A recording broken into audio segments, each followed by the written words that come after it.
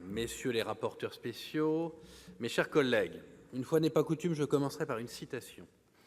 Le vrai combat de la France, le beau combat de la France, c'est celui de l'unité, c'est celui de la cohésion. Oui, nos valeurs ont un sens, oui, la France est riche de sa diversité. Ainsi s'exprimait Jacques Chirac, ainsi exprimait Jacques Chirac la nécessité d'assurer la cohésion de nos territoires, de réduire les disparités sociales et territoriales tout en préservant les spécificités et richesses de la France. Bonne référence. La mission cohésion des territoires est importante, mes chers collègues, du fait de la transversalité des sujets évoqués et des actions menées dans les 6 programmes concernés. Elle doit contribuer à mettre en place un aménagement équilibré, garant de la cohésion, de la performance et de la solidarité territoriale. Nous devons donc investir dans un projet de cohésion de nos territoires forts, avec des outils performants au service de nos collectivités. En ce sens, nous pouvons saluer la hausse de près de 20% du budget consacré à la politique de la ville du programme 147, politique importante pour réduire les inégalités entre les quartiers populaires et les autres territoires. Ces crédits supplémentaires devront être fléchés de façon pertinente, en lien avec les priorités des collectivités locales. Sur ce programme, le retard du redémarrage du nouveau programme national de renouvellement urbain est regrettable. Nous espérons que sa mise en œuvre avec toutes les parties concernées sera accélérée et que le doublement de son budget au profit de l'ANRU se traduise par des réalisations concrètes dans nos territoires. Nous saluons la rationalisation du calcul des aides personnelles au logement du programme 109 qui se fera sur la base de la situation actuelle des revenus déclarés et non plus à N-2. Cela semble plus juste et plus simple. Dans le programme 112, impulsion et coordination de la politique d'aménagement du territoire, on ne peut que regretter l'absence de financement dédié aux contrats de ruralité avec leur retrait du programme.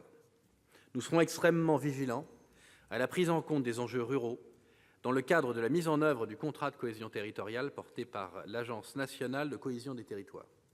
Il faut absolument éviter une dissolution des moyens mis en place pour nos territoires ruraux.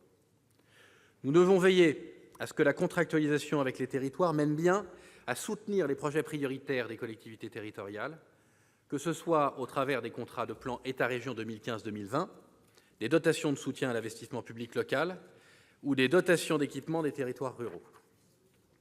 Alors que l'accès au numérique et les maisons de services publics sont 2 dossiers prioritaires pour réduire les fractures territoriales, notamment dans nos communes rurales, le programme d'action Cœur de ville doit permettre de redynamiser les centres-villes et de renforcer leur attractivité.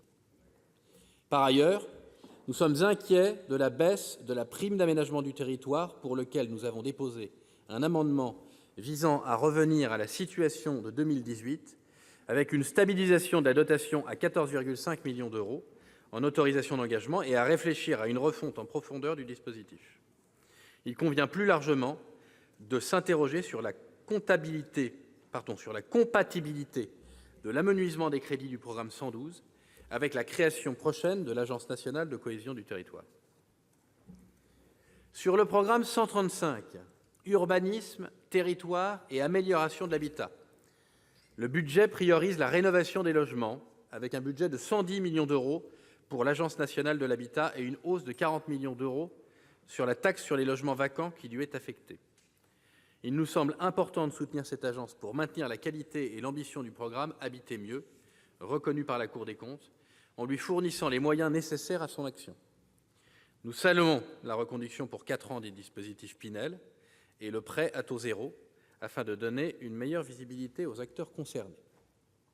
Par ailleurs, nous regrettons que la contribution de l'État au budget du Fonds national des aides à la pierre soit supprimée. C'est un programme important pour la construction de logements sociaux, pour lequel les besoins des collectivités locales doivent être mieux pris en compte par les bailleurs sociaux. Monsieur le Président, messieurs les rapporteurs, mes chers collègues, monsieur le ministre, le groupe Les Indépendants République et Territoires s'abstiendra donc sur les crédits de cette mission. Merci. Donc la parole est maintenant à monsieur Julien Bargeton pour 7 minutes.